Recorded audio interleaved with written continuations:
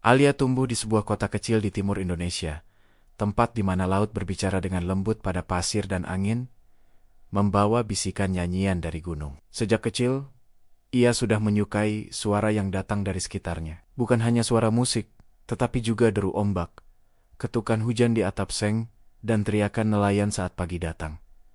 Ia percaya, setiap bunyi punya jiwa. Ibunya sering memutarkan kaset lama, lagu-lagu tradisional dari Maluku dan Flores. Alia duduk diam di lantai rumah, matanya menerawang, seolah mendengar sesuatu yang tak terdengar oleh orang lain. Suara tifa dan gong bukan sekadar irama, melainkan kisah yang bergetar di dadanya. Ketika beranjak remaja, ia mulai membuat alat musik dari barang bekas. Panci menjadi drum, botol kaca menjadi seruling, dan benang pancing dijadikan senar. Orang-orang menganggapnya aneh, tapi bagi Alja semua benda memiliki suara. Dan tugasnya hanya membantu suara itu keluar. Ayahnya seorang nelayan jarang pulang. Setiap kali kapal berangkat, Alia duduk di dermaga, mendengar denting rantai jangkar, seolah itu adalah nada pengantar tidur. Dalam keheningan laut, ia menemukan keindahan yang tak pernah diajarkan sekolah. Ketika SMA, seorang guru musik memperhatikan ketertarikannya. Guru itu memberinya gitar tua dengan senar berkarat. Alia memperbaikinya perlahan, menyetemnya tanpa alat bantu, hanya dengan mendengarkan getaran. Disitulah ia belajar tentang kesabaran bunyi, tentang bagaimana keindahan tak lahir dari kesempurnaan. Setiap sore, ia duduk di tepi pantai, bermain gitar sambil mendengarkan ombak. Anak-anak kecil berdatangan, menonton tanpa kata. Ia tidak pernah bernyanyi, hanya memainkan melodi yang mengalir seperti arus laut. Dalam senyap, mereka semua merasa tenang. Ketika waktunya melanjutkan kuliah, Alia diterima di Institut Seni di Yogyakarta. Kepergiannya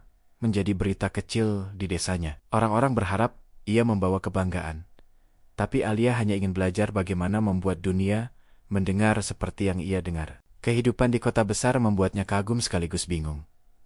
Semua serba cepat, bising, dan penuh suara buatan. Tapi di tengah keramaian itu, ia justru merasa sunyi. Ia mulai merekam suara-suara kecil, kereta lewat, langkah kaki, tawa anak-anak, dan mencampurnya menjadi komposisi musik. Di kampus, beberapa dosen menganggap karyanya aneh. Musiknya tak punya pola, tak punya lirik, dan sering dianggap terlalu abstrak. Namun bagi sebagian orang, karya Alia terasa menenangkan, seperti meditasi dalam bentuk bunyi. Suatu malam, ia merekam hujan di atap kosannya, dan menggabungkannya dengan denting gelas, serta desir angin dari jendela. Hasilnya ia beri judul Langit di Dalam Ruang. Lagu itu viral di media sosial tanpa sengaja. Banyak orang mengaku mendengarnya, membuat mereka menangis, tanpa tahu mengapa. Alia tak mengerti mengapa karyanya bisa menyentuh banyak hati. Ia hanya menulis di catatan kecil. Mungkin karena hujan tak pernah berbohong, popularitasnya membuatnya diundang ke banyak acara. Namun setiap kali tampil, ia tak tampil layaknya musisi biasa. Ia menutup mata, mendengarkan suara penonton, dan menjadikannya bagian dari musik. Suara napas, batuk kecil, bahkan bunyi kursi bergeser menjadi bagian dari harmoni yang hidup. Media mulai menulis tentangnya.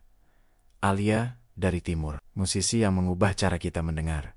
Tapi di balik semua itu, ia hanya merasa sedang berbicara dengan dunia melalui frekuensi yang tak memakai kata. Suatu hari, ia pulang ke kampung halaman setelah bertahun-tahun. Di pelabuhan, ia mendengar suara jangkar yang sama seperti dulu. Namun kali ini, ia menangis. Suara itu mengingatkannya bahwa musik sejati bukan tentang panggung atau pengakuan, melainkan tentang rumah dan asal-usul. Ia mulai mengajar anak-anak di desanya, mengajarkan bahwa musik bisa ditemukan di mana saja. Di pasir, di dedaunan, di hembusan angin. Anak-anak menatapnya dengan mata berbinar, seperti melihat sesuatu yang suci. Ia membangun sebuah studio kecil dari kayu, menamainya Rumah Suara. Di sana, ia merekam bunyi alam, tawa anak-anak, dan nyanyian nelayan. Setiap rekaman, ia simpan dengan label sederhana. Suara kehidupan, lagu-lagunya, kemudian digunakan dalam film dokumenter, iklan sosial, bahkan proyek lingkungan. Namun ia tak pernah lupa akar karyanya. Ketika ditanya tentang inspirasinya, ia hanya berkata, "Saya hanya mendengarkan apa yang dunia ingin katakan." Suatu ketika seorang produser terkenal menawarinya kontrak besar untuk membuat album internasional. Alia menolak. Ia tahu, jika ia kehilangan keheningan, ia juga kehilangan makna. Waktu berjalan, dunia terus berubah.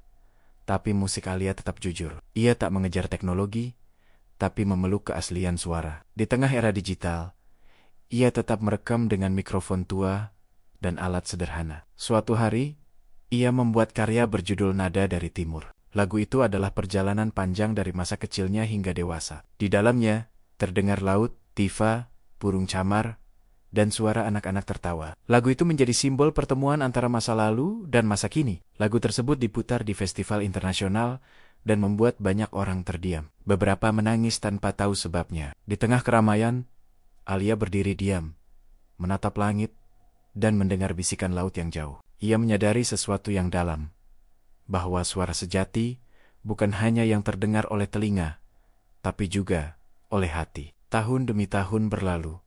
Rumah Suara menjadi tempat belajar bagi banyak anak muda. Mereka datang dari berbagai daerah, belajar tentang kepekaan, tentang menghargai setiap bunyi kecil yang sering diabaikan dunia. Alia jarang tampil di media. Ia memilih diam, mencipta, dan mendengarkan. Namun namanya tetap hidup dalam karya orang lain, dalam setiap lagu yang terinspirasi oleh kesunyiannya. Ia menulis kalimat terakhir dalam buku catatannya. Ketika dunia berhenti mendengar, mungkin hanya musik yang bisa membuatnya bernafas lagi. Pada suatu pagi, tubuhnya ditemukan tertidur di kursi dekat studio, dengan earphone masih di telinga. Musik terakhirnya berputar pelan, suara ombak, angin, dan desahan napas lembut yang terdengar seperti ucapan selamat tinggal.